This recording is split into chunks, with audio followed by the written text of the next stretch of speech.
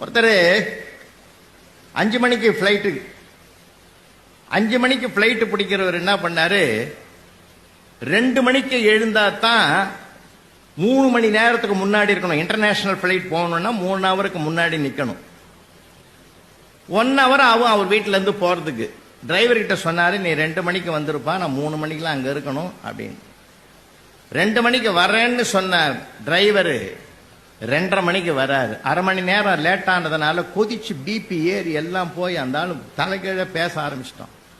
போச்சு பயணமே போச்சு, பயணமே போச்சு, பயணம். எப்படியோ ஒண்ணு நான் சீக்கிரம் கொண்டு போய் விட்டுறேன்னா போற வழியில பல்லாவரம் தாண்டறதுக்குள்ளே ஒரு டயர் பஞ்சர் ஆகி போச்சு.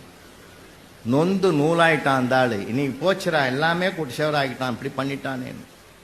அந்த நேரத்தில் ஒருத்தன் பைக்கில் வந்தவன், ஐயா உங்க அவசரம் புரியுது, ஏதோ ரொம்ப டென்ஷனா இருக்கீங்க, எங்க போகணும்? ஏர்போர்ட்டா?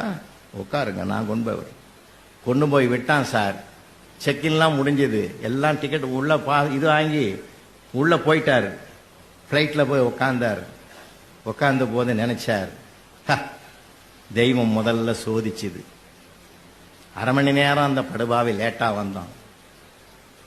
சரிதான்னு போனோம்னா டயர் போயிட்டுது. அந்த நேரத்தில் கடவுள் மாதிரி ஒருத்தன் வந்து பைக்கில் கூட்டின்னு வந்தான் பத்தியா, உண்மையிலேயே வந்தான்டா எனக்கு கடவுள்னா. பிளைட்டு பறக்க ஆரம்பிச்சுது, மேலே போச்சு. கொஞ்ச நேரத்தில் பைலட் சொன்னாரு, விமானத்தில் எதிர்பாராத கோளாறு வந்துட்டுது, அவங்கவுங்க தயாரா பாராசூட்டை கையில் எடுங்க, அவங்கவுங்க பொழைச்சுங்கன்னா.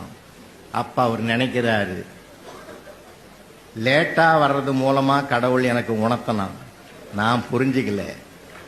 டயரை வெடிக்க வச்சு என்ன நிறுத்த பார்த்தான் கடவுள், நான் புரிஞ்சுக்கல. எங்க இருந்தோ ஒருத்தன் யமனாட்டம் வந்து என்ன பைக்கில் கூட்டான்.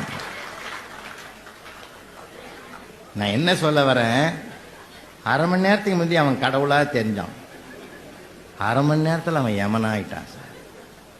இதுதான் நம்ம மதிப்பீடு, இதுதான் நம்ம மதிப்பீடு.